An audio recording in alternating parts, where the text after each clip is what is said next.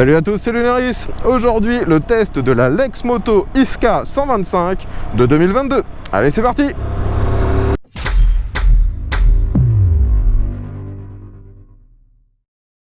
Les amis, aujourd'hui, une fois de plus, l'importateur Lexmoto m'a rapporté une nouvelle machine en test. Et c'est une petite 125, ce coup-ci une machine assez utilitaire, un entrée de gamme, qui se veut clairement une concurrente directe à la CB125F.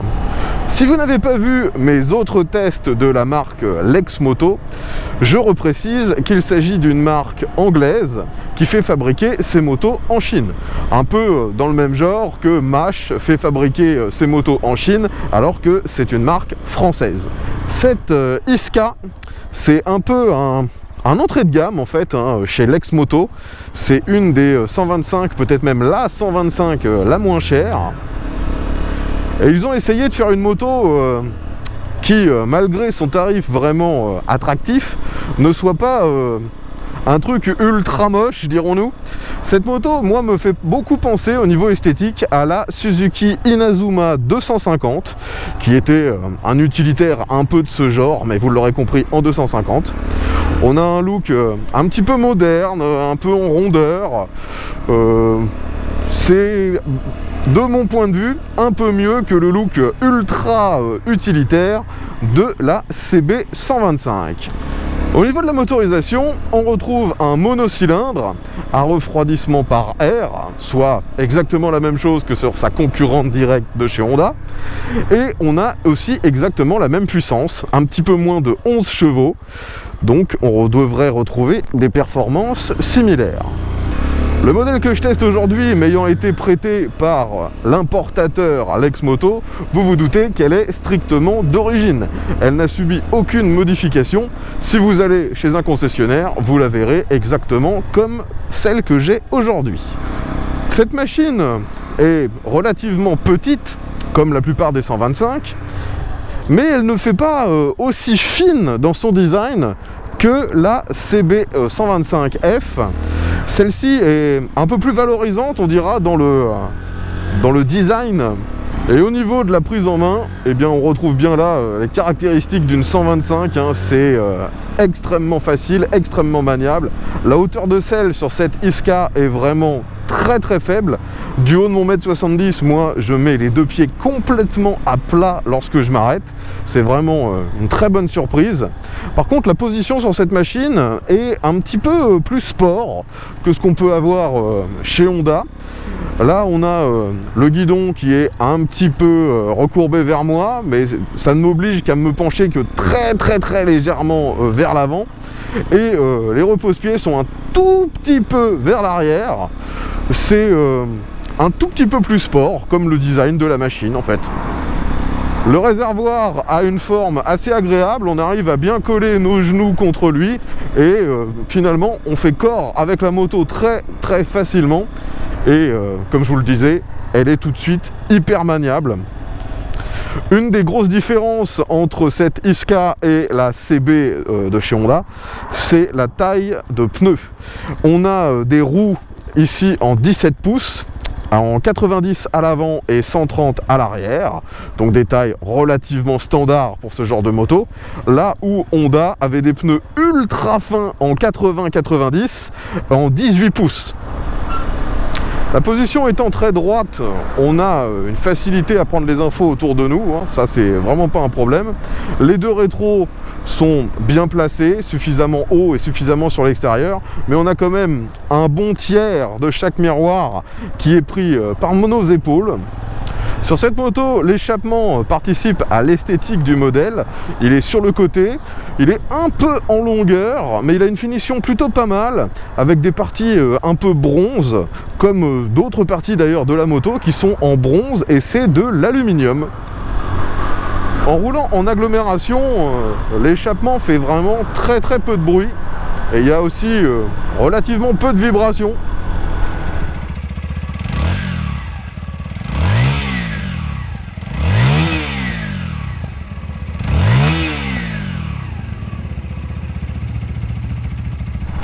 Et le moteur semble assez souple.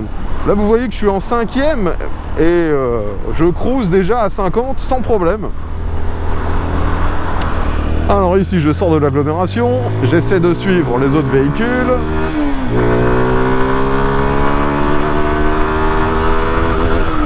Donc on a le rupteur à 10 000 tours. Et vous voyez que au final on suit les autres véhicules à la même allure qu'eux, il n'y a pas de problème, on n'est pas distancé par un véhicule qui accélère normalement, mais ça nécessite quand même de cravacher le moteur assez haut en régime pour réussir à suivre les autres. Bon, sur ce véhicule bien sûr il n'y a pas de protection réellement, mais pour l'instant j'ai pas trop d'air qui arrive sur moi en roulant à 80.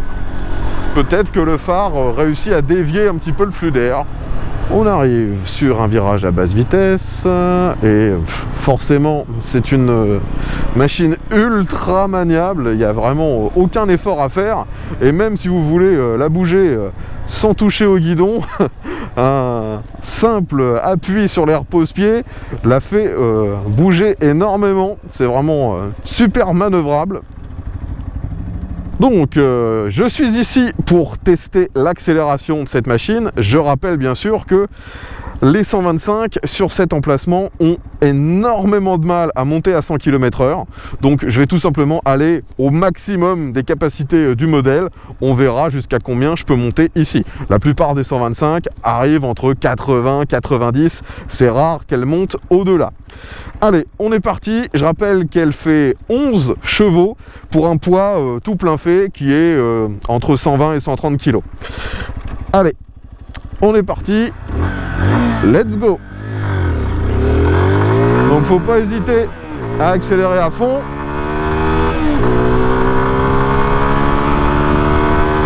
On arrive à 70, 80, 85 et maintenant je dois ralentir. Donc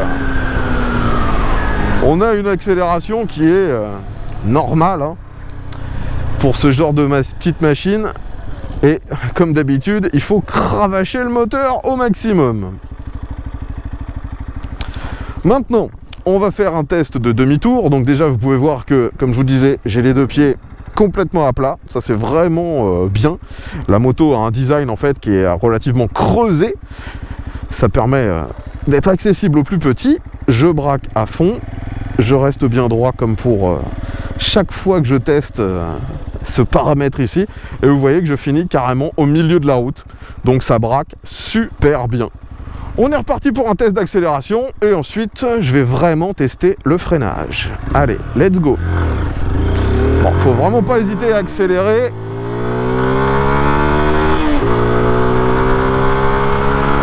La sonorité est vraiment identique aux autres 125.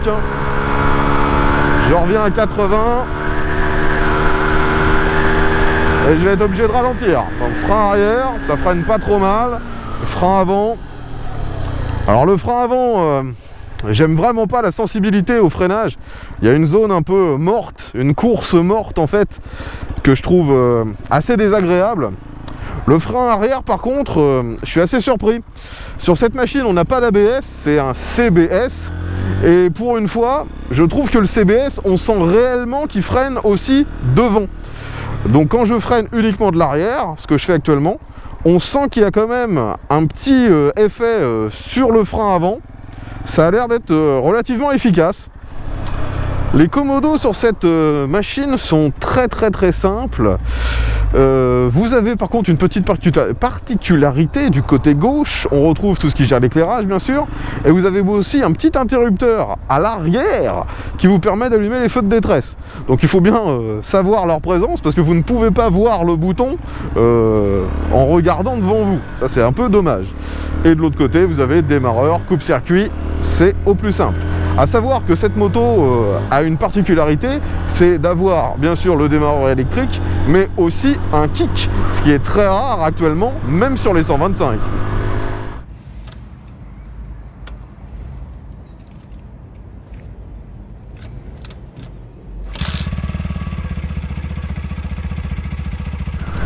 Le compteur est composé d'un grand cadran pour le contour qui est très facilement lisible, et vous avez un écran à cristaux liquides qui vous indique la réserve de carburant, votre vitesse bien sûr, le rapport engagé, le kilométrage de la machine, les tripes, et vous avez une petite horloge. Il n'y a pas malheureusement la consommation instantanée ou moyenne.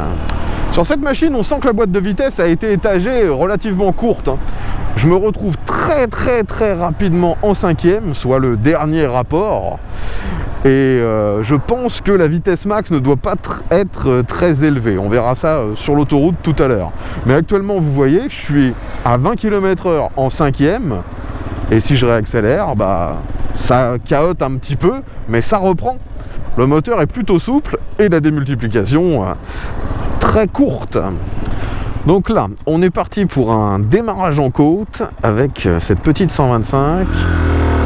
Alors faut pas hésiter à monter dans les tours parce que forcément il y a tellement peu de cylindrée qu'avec mon poids elle a du mal à repartir. Et finalement on reprend quand même pas trop mal de la vitesse. Faut juste bien penser que le moteur c'est à fond ou rien. Par contre justement quand on est en train de cravacher le moteur un peu dans les tours, je suis vraiment pas fan de la sonorité de l'échappement. C'est assez désagréable en fait. J'arrive maintenant sur un Dodane, même procédure que d'habitude, je le prends à 30 km/h. C'est relativement ferme, hein. À l'avant on a une fourche classique qui n'est pas réglable, c'est pas une fourche inversée, d'un assez faible diamètre d'ailleurs. Et à l'arrière on a un amortisseur de chaque côté avec des bonbonnes séparées et ils sont réglables en précharge. Et je pense que c'est réglé quand même un peu ferme, parce que là si j'essaie de le prendre ne serait-ce qu'à 35-40 à l'arrière, hein, ça vaut ce coup.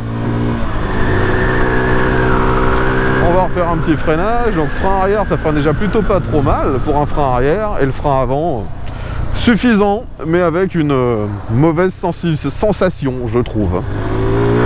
Allez, on accélère un peu dans cette succession de virages. Le moteur hurle toujours autant passé les 7000 tours.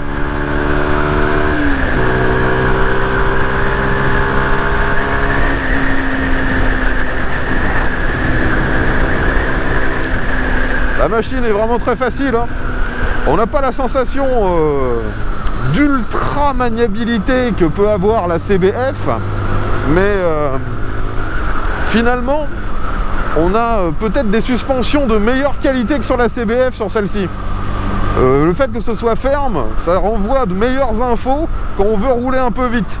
Là où la CBF est plus typée utilitaire, c'est vraiment pas fait pour essayer de se marrer un peu, quoi. Quand vous voulez décoller d'une intersection, il faut vraiment pas hésiter à accélérer parce que le moteur a un peu de mal dans ces phases-là. Alors ici, je réaccélère fort, j'essaie de remonter rapidement à 80. Donc on va arriver à 80 en fond de 4e en fait. Bon, j'arrive maintenant sur l'autoroute, c'est toujours le moment critique avec les 125. Allez, j'accélère à fond, je suis déjà en 4e. Je m'insère.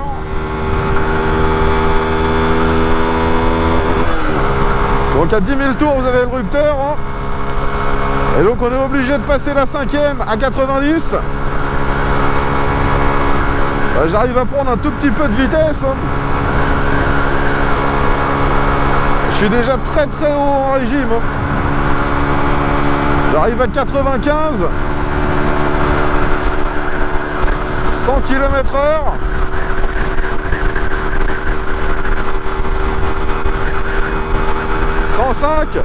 Et je pense que je vais atteindre le rupteur à 110. Ouais, c'est ça. 110, vous êtes au rupteur en 5e. Impossible d'aller plus vite. Bon, finalement, je suis assez surpris. La prise au vent n'est pas si gênante que ça. Là, j'ai la visière grande ouverte et à 110, ça passe. J'ai l'impression que le phare doit dévier un petit peu l'air.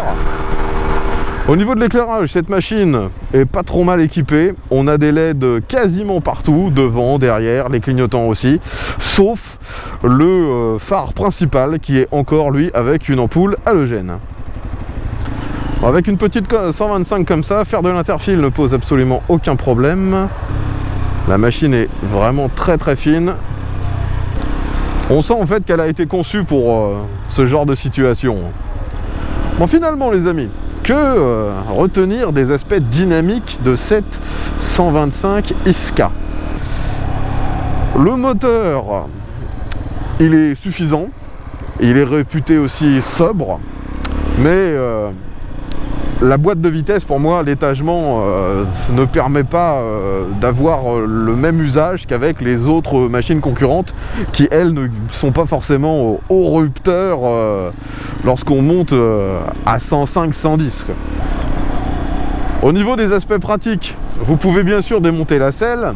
En dessous, il y a un petit espace de rangement, vous trouverez quelques outils, vous pouvez y mettre un bloc-disque, un gilet jaune, mais pas grand-chose de plus. Si vous désirez rouler avec un passager, la moto est homologuée de place, mais faites attention, vous verrez que la selle passager est très inclinée vers le pilote. Donc il faut que la personne derrière se tienne bien. Et d'ailleurs, il y a des poignées afin que le passager puisse se tenir. L'avantage d'une machine comme celle-ci, c'est que ça ne consomme quasiment rien. On est sur cette moto à une consommation à 1,8 litre au 100. Donc franchement, c'est très très bien. Le réservoir, lui, fait 16 litres. Donc vous avez une excellente autonomie. Et le point fort de cette moto actuellement aussi, c'est son prix. C'est une des 125 les moins chères. Elle est à 2600 €. Certains pourraient se dire que 2600 €, c'est le prix de la concurrence. Mais en fait, regardez bien les tarifs, quasiment toutes les motos, y compris les 125 de toutes les marques, se sont pris entre 300 et 500 €.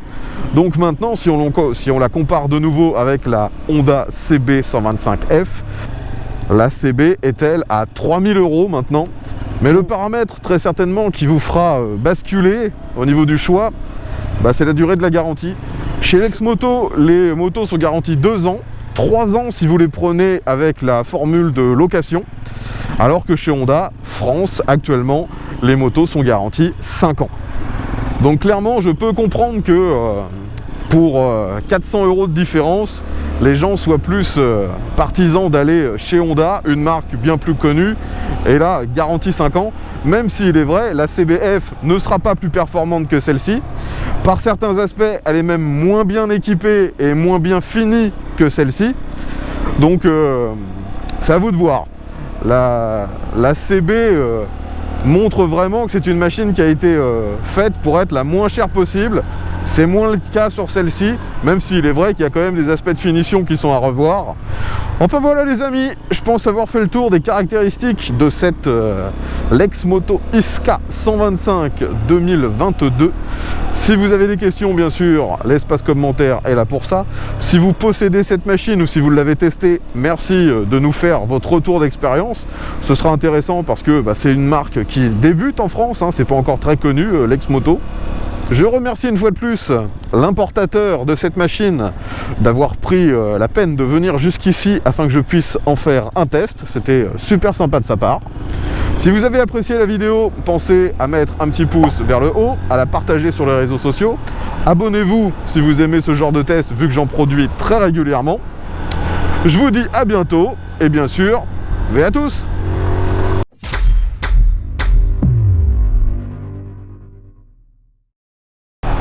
La grosse différence en fait entre cette machine et une CB, c'est que la CB, dans son comportement et même son look, elle fait vraiment un peu mobilette, alors que celle-ci fait plus petite moto. C'est là, entre guillemets, la force de cette Lexmoto.